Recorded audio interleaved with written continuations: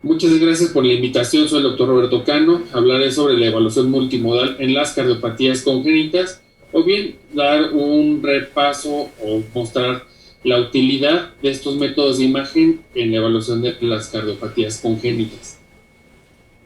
Bien, las cardiopatías congénitas constituyen un 30% de las anomalías congénitas. La prevalencia es de 8 por cada 1000 recién nacidos vivos. No hay un predominio de género, es igual masculino o femenino. Y algo importante en la evaluación es que si hay algún defecto cardíaco, por lo regular 13% vienen asociados de algún otro defecto. Entonces es la importancia de hacer una evaluación muy completa. ¿Por qué tenemos cada vez más número de pacientes con cardiopatías congénitas? Bueno, uno, por el diagnóstico prenatal. Al mejorar también el diagnóstico prenatal y nuestros pacientes van teniendo una mayor sobrevida debido a los cuidados neonatales, a los procedimientos quirúrgicos cada vez con más avances y también a los cuidados postquirúrgicos. Entonces estos pacientes llegan a sobrevivir más. Y esto nos exige una mayor precisión en el diagnóstico y seguimiento de los pacientes con cardiopatías congénitas. Los métodos de imagen, bueno, aparte que tenemos que hacer un orden en la evaluación, sabemos que la clínica es lo más importante o lo inicial, posteriormente algunos métodos como el electrocardiograma, el ecocardiograma, la resonancia y la tomografía tienen un rol ya muy importante en la evaluación de las cardiopatías congénitas. Entonces, tanto que en las guías de uso apropiado internacionales ya están estos métodos de imagen dentro del abordaje. Aquí tenemos un ejemplo de también por qué hemos ya podido realizar imagen cardíaca. Esta es una tomografía hace muchos años, entonces de un cráneo en el cual se ve una resolución muy deficiente y con una adquisición muy lenta. Actualmente, con una adquisición muy rápida, podemos adquirir prácticamente la totalidad del corazón y con una muy buena resolución. Hay algunos pacientes que también, dependiendo de la velocidad del equipo, incluso hasta pueden realizarse el estudio sin sedación y obtener una imagen muy precisa y muy rápida, incluso en menos de 0.3 segundos. Aquí, bueno, también la resonancia magnética cardíaca, gracias a que hemos podido sincronizar el electrocardiograma del corazón, entonces podemos obtener ya estas imágenes móviles y hacer también una evaluación funcional. Ahorita vamos a ver algunos ejemplos. Y ya una vez que obtenemos la imagen, que también vamos a ver, es muy importante seguir un orden. Entonces hay una parte que se llama sistema secuencial segmentario, en la cual vamos de una forma muy ordenada y sistemática analizando las cardiopatías congénitas para que no se nos vaya a ir algún defecto. Entonces vemos la posición de las aurículas, cómo se conectan aurículas con ventrículos, cómo se conectan ventrículos con las arterias pulmonares, las válvulas y otras situaciones como posición del corazón, arterias coronarias. Entonces así vamos viendo todos los detalles de nuestros pacientes. También cabe mencionar que tenemos que hacer la evaluación en los cortes multiplanares y ya las evaluaciones volumétricas son más para ejemplificar la cardiopatía, pero no como tal para el análisis de la cardiopatía. Y bien, entonces sabemos que el ecocardiograma es la herramienta de primer contacto. Ya cuando se llega al diagnóstico no es necesario realizar otro estudio, con eso es más que suficiente. Sin embargo, cuando queremos ver arterias coronarias, evaluar vía aérea o estructuras extracardíacas, la tomografía es un muy buen método de imagen, así como evaluación de stents, o también queremos ver anatomía y que hubiera alguna contraindicación para la resonancia, entonces la tomografía es muy buena. La resonancia magnética para ver anatomía cardíaca, la función ventricular y la caracterización tisular. Entonces vamos a ver también algunos ejemplos como son de mucha utilidad. Ventaja de la tomografía, bueno, es un método muy rápido de adquisición. En algunos equipos se puede obviar la sedación, son por lo regular estudios ambulatorios y ya incluso la radiación puede ser muy baja. Tenemos una muy buena resolución espacial y podemos ver también, incluso cuando algún paciente tiene una pobre ventana ecocardiográfica, entonces ver muy bien la anatomía. Cuando hay alguna contraindicación como que el paciente tenga marcapasos o desfibrilador, entonces la tomografía es muy buen método de imagen. ¿Qué limitantes podemos encontrarnos? Bueno, el paciente, aunque sean muy bajas las dosis de radiación, si requiere de estudios continuos, entonces la radiación acumulada puede ser una limitante. Es necesario inyectar medio de contraste para evaluar muy bien la anatomía o realzar bien las estructuras. Para evaluar válvulas o ver cortocircuitos funcionales, entonces todavía no nos da tanta información la tomografía. Resonancia magnética, ¿qué ventajas tenemos? Es un estudio en el cual no hay radiación, tenemos una muy buena resolución espacial, las estructuras extracardíacas también las podemos evaluar adecuadamente, y un plus de la resonancia magnética es la caracterización tisular y la función ventricular. También podemos hacer evaluación de cortocircuitos y flujos, entonces es de mucha información. Desventajas, por lo regular, son métodos que requieren más tiempo de adquisición. El medio de contraste es gadolíneo, muy baja la incidencia, pero puede haber una complicación como la fibrosis nefrogénica. Y bueno, algunos dispositivos como marcapasos podrían ser una limitante, desfibriladores, o bien que llegáramos a requerir la sedación. Aquí tenemos un ejemplo de una tomografía de un monitor que tiene una transfusión de grandes vasos, un tomógrafo de 256 cortes que se adquirió solamente en 0.3 segundos, y obteniendo las tablas de conversión, entonces vemos que este paciente se radió el equivalente a 3 radiografías de tórax, entonces tenía una muy buena información anatómica y con muy baja radiación. ¿Qué otras ventajas tenemos? Entonces, ya viendo algunos ejemplos, aquí por ejemplo en la evaluación de estructuras extracardíacas como la coartación de aorta en el paciente prequirúrgico o preintervención, o bien pacientes ya después de algún tratamiento, vemos cómo está la coartación de la aorta. Sin embargo, este paciente ya había tenido aquí un dispositivo y vemos cómo está desplazado. Entonces, en el seguimiento de los pacientes nos es de mucha utilidad.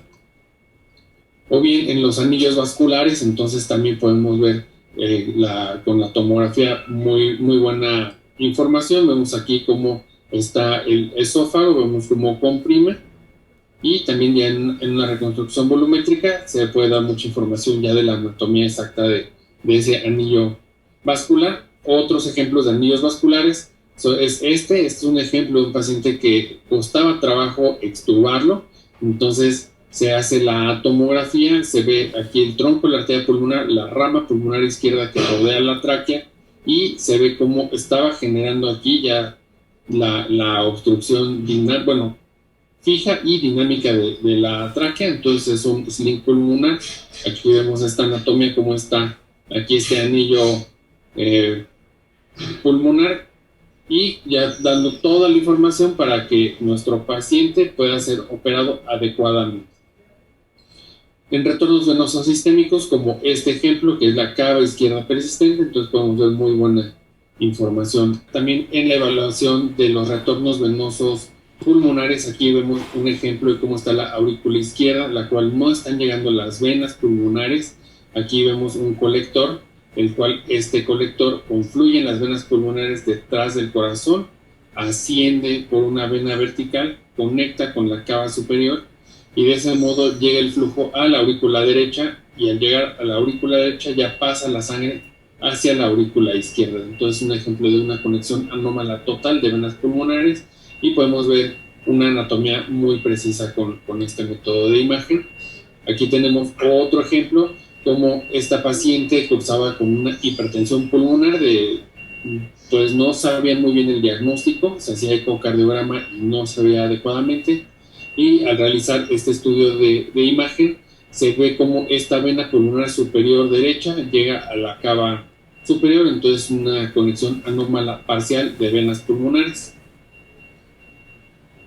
Utilidad también en estructuras vasculares más pequeñas como las arterias coronarias. Aquí vemos este origen anómalo de la coronaria derecha desde el seno de Valsalva izquierdo, y pasa en un trayecto interarterial entre la aorta y la pulmonar. Entonces estos pacientes pueden ser pacientes que incluso hasta llegan a tener muerte súbita, y esa es la causa, o bien dolor torácico ante el ejercicio, entonces nos ayuda mucho, o bien orígenes anómalos de las coronarias, como aquí vemos el ejemplo que está el tronco de la arteria pulmonar, y aquí la coronaria izquierda emergiendo del tronco de la arteria pulmonar, o actualmente con estos procesos inflamatorios sistémicos que bien vemos Kawasaki o las complicaciones de coronarias post-COVID. Entonces vemos aquí esta dilatación importante de la descendente anterior, muy arrozariada de la coronaria izquierda y descendente anterior. O en pacientes que se van a operar, que tienen orígenes y trayectos anómalos de las coronarias. Entonces vemos este ejemplo, que como toda la descendente anterior y el sistema izquierdo proviene de la coronaria derecha y pasa aquí por el tronco de la arteria pulmonar. Entonces son pacientes que también llegan a tener algunas complicaciones en las cirugías si no se conoce adecuadamente la anatomía de las coronarias. Aquí para ver también trayectos vasculares anómalos, como esta subclavia derecha aberrante, arcos aórticos izquierdos o derechos en los pacientes con tetralogía de Fallot. Entonces nos da mucha utilidad la tomografía. O también como apoyo al médico intervencionista, ¿no? Aquí vemos un ejemplo de cómo está una comunicación interauricular. Vemos la aurícula derecha, la aurícula izquierda, este gran defecto. Entonces ya con esto se evalúa si es candidato o no al cierre por intervención.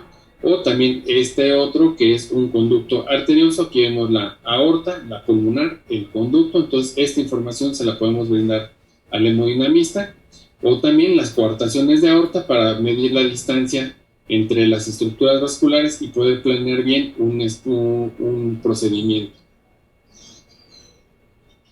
Ventajas de la resonancia magnética, como hemos comentado, aparte de la evaluación anatómica y funcional, es la caracterización tisular y evaluación de flujos o cortos circuitos. Ahorita vamos a ver algunos ejemplos.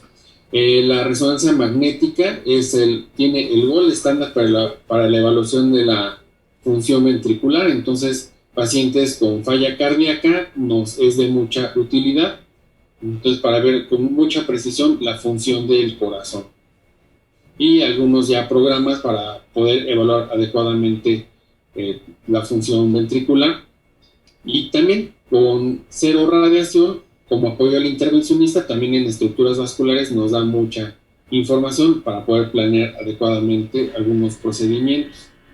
Aquí vemos un ejemplo de un paciente con una cardiopatía que se llama anomalía de Epstein, el cual la válvula tricúspide no está aquí en el anillo tricúspido de forma normal, sino se adosan las valvas, están hasta acá. Entonces es un ventrículo atrializado con anomalías acompañantes como una comunicación intraauricular.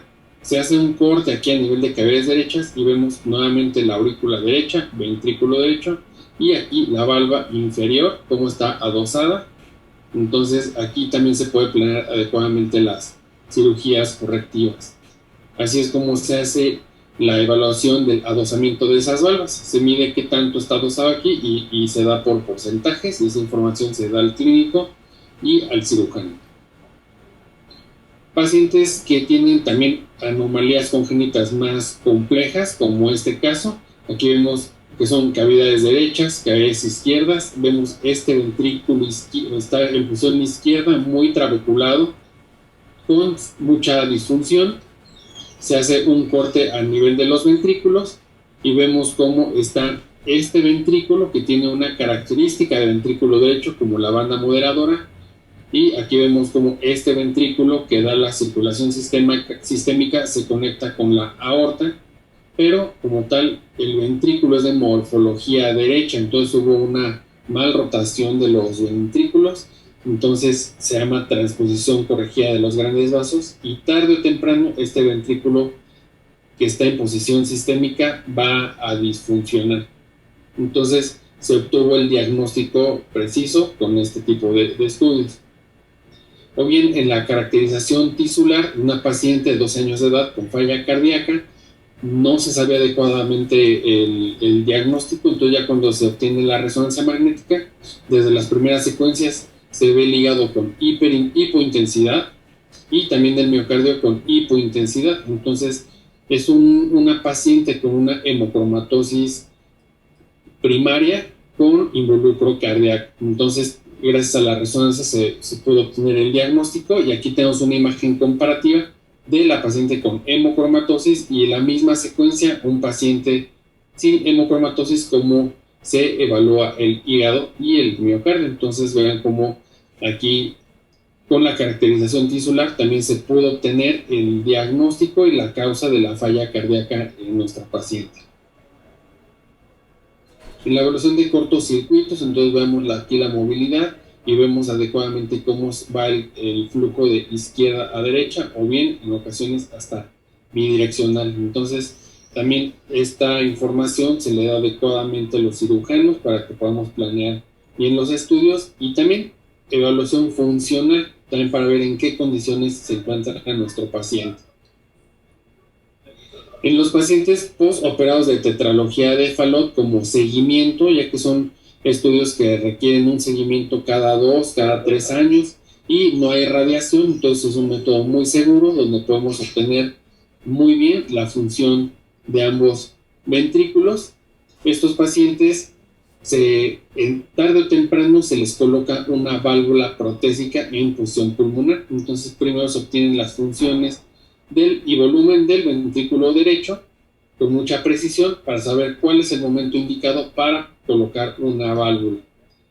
Aquí con estas secuencias de flujo, entonces vemos cómo también está el ventrículo derecho, el tronco de la arteria pulmonar, vemos en esta secuencia de cine la insuficiencia, y también en estas secuencias de flujo nuevamente la insuficiencia. Y cuando hacemos estos cortes podemos hacer una evaluación cuantitativa de la insuficiencia pulmonar.